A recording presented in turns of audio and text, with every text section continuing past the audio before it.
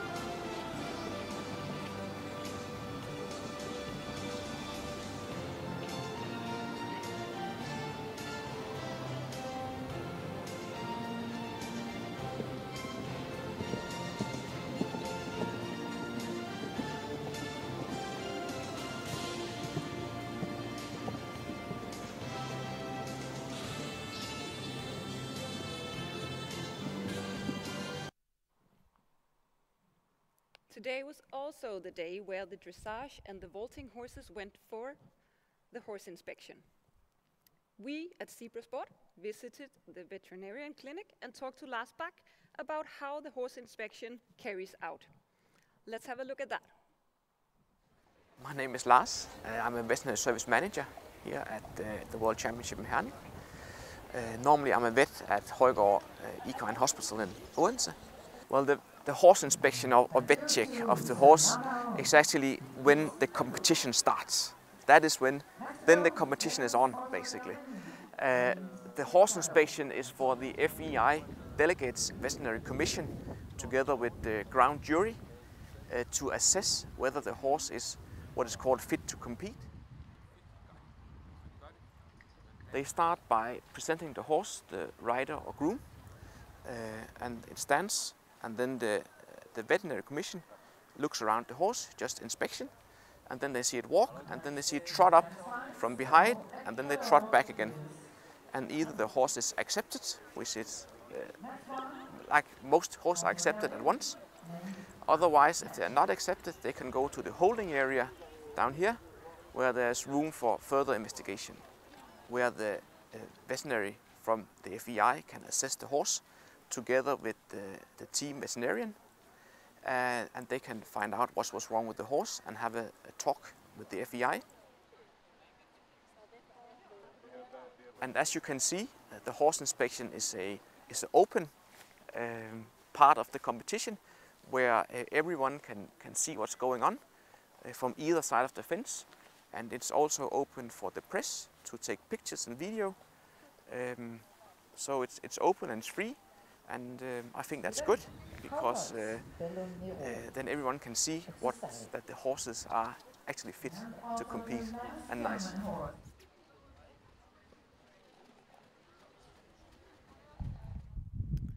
Tomorrow, the World Championship starts for the vaulting athletes and the dressage teams. And now I would like to welcome my guest, Thomas Bisgaard. Thomas is a vaulting expert. He's a former chef d'équipe. He is a lounger and he's a trainer. So thank you so much for being here, Thomas. Thank you for inviting me. I would like you to take us a little bit through the vaulting competitions here at the World Equestrian Games. So first, I would like to know, how many competitions is there here in Herning for the vaulting? 5. 5? Yes. Yes, okay. What are those 5? Oh, those 5 are female individual, female individual, male individual, it's the squats, it's the pas de deux, and then there is a Nations Cup team competition. Okay, what is the team competition for the nations? The others make pretty good sense, male, female, squat, pas de deux, but what about the last one?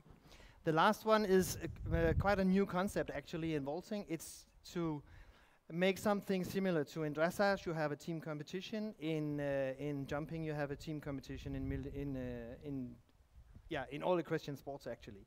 And then since we have individuals and different individual squads, pas de deux, and so on, we have tried to make a team competition, and then a squad is competing their freestyle, and 2 individuals from each country. And the total score of those 3 freestyles are deciding who is the medal winners in the Nations Cup team competition. And that sounds very exciting. It is really exciting, and it's really spectator friendly to be in there, because it's freestyle all around. It's individual freestyle, it's a squad freestyle, and there is kind of atmosphere in the arena on those competitions. Okay. That was the team championship competition. How many times does the other athletes go? The teams, the pas de deux, and the female and male individuals. How many times do they go into the arena before, like, the championships are decided? Yeah, but it's a little bit different. The individuals go 3 times. They do compulsory first. They do that. What is compulsory? Compulsory is 6 predefined exercises. Everyone shows exactly the same 6 exercises, and then each exercise is judged, and the horse is judged, of course, and then you get a total score of that. And then day 2 on Sunday, they do the technical test, which contains 5 predefined technical exercises. And around these 5 exercises, each vaulter is making a freestyle program. Okay. And then on the final competition day on Monday, they will have freestyle. And in the freestyle, they can do whatever they want to do, actually. And there are no exercises that has to be in a freestyle? No. No. No. Then for the squads, they do 2 rounds. They do compulsory also tomorrow, and then they do freestyle. And for the pas de deux, they do freestyle 2 times, actually. They do freestyle Sunday and Wednesday. Okay. That's a lot of vaulting. That's a lot of vaulting. Yeah. And, well, in my opinion, it's the most fun part of the World Championships. So. Yeah, well, it's gymnastics on a horse, exactly. So it's very exciting. And when we are talking about gymnastics on a horse, I would like to talk a little bit about the fact that we, in the equestrian sports, are competing male against female. But in vaulting, we have female, and then we have male. Yeah. Why is that? So I could say a lot of things about that. I'll be very careful. No, it's because when you look at the total score of each vaulter, then you have 25% is the horse and the lunger, and the 75% is the athlete itself, or the vaulter. And there is a difference in what male vaulters can perform and what female vaulters can perform. For instance, female vaulters is often much more flexible than male vaulters.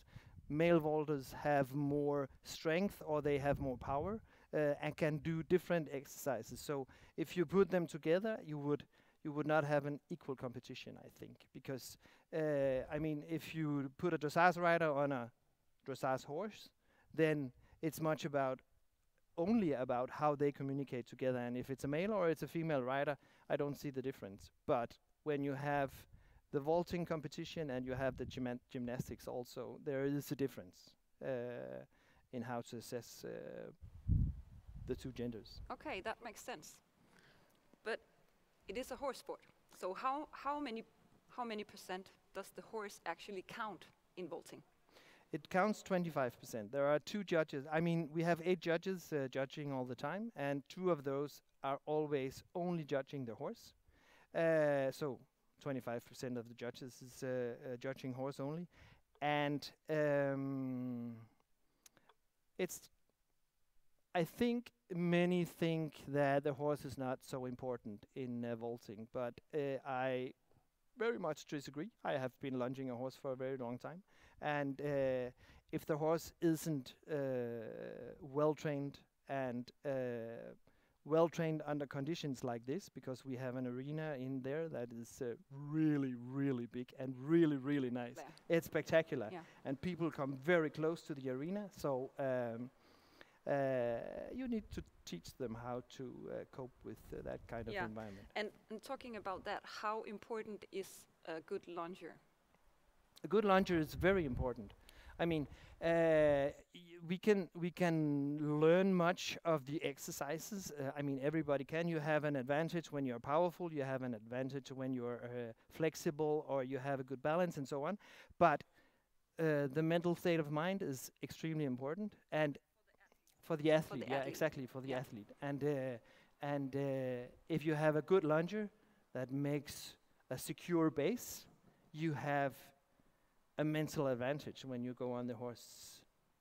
On the contrary, if your vaulter is insecure and not really in control of horse, and you don't know where you have it, it's really stressful for the vaulter. So I can imagine. So the horse score might be 25%, and being mostly a lunger, I would say that lunger is 60-70%, but okay, Thomas. Some might disagree on that. Okay. The lunger is important. We get it. Thank you. Okay, final question for you today. You have seen the teams train. Yeah. You have seen the individuals train a little bit today. Yeah. Can you tell us who are the ones to watch? I definitely can. Of course, everyone should look at the Danish vaulters. Yeah, of course. Right? Right. And then we have France. They have a very, very high quality number of vaulters. They have both in the squads, both male and female. They have really, really good vaulters. Germany also have really good vaulters. Austria, Switzerland, also worth watching, both teams and individuals. And then you have, actually, if you're watching the male competition, you should look for Colombia as well. Okay, that's noted. Thank you so much, Thomas, for being here. Thank you for having me. Really nice getting to know a little bit more about vaulting. And now to something different, because here in Herning there are volunteers from all over the world. And we have met one of them. Beata is here from Poland. Let's have a look. Hi, my name is Beata. I'm 21 years old. I'm from Poland, and I'm volunteering here at Herning 2020. I'm here for the whole event, so 14 days. To be completely honest, I could not afford to be just a spectator here at Herning, so I chose, because it's a great show to be, so I chose to be a volunteer. I've got a horse, I'm a competitive rider, I love show jumping, and my main area of interest is horse and rider development at Olympic level. I'm working with social media, so my main job is just literally to walk, see nice horses, nice riders, take a good picture, take a good video, make it whole, make reels on Instagram. You can find us on Herning 2020. So just making content and meeting new people. There's almost no expenses when you're actually here. I was saving a little bit for the flight, but it was not too much. So the transport is great to the venue, so it was very easy to get here. And the contact with all the managers, volunteering managers, really good, very personal. So that's great. Hospitality in Herning is great.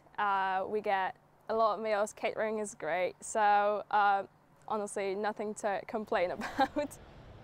So we've got our own volunteering camp, let's say. I have one flatmate who actually came with me, so we know each other. Oh, that's nice. Yeah, we've got nice rooms, so everything's here. My only advice is go for it. Don't overthink it. Just apply, and then you're gonna figure it out. And meet new people. That's another great advice that I can give other young people.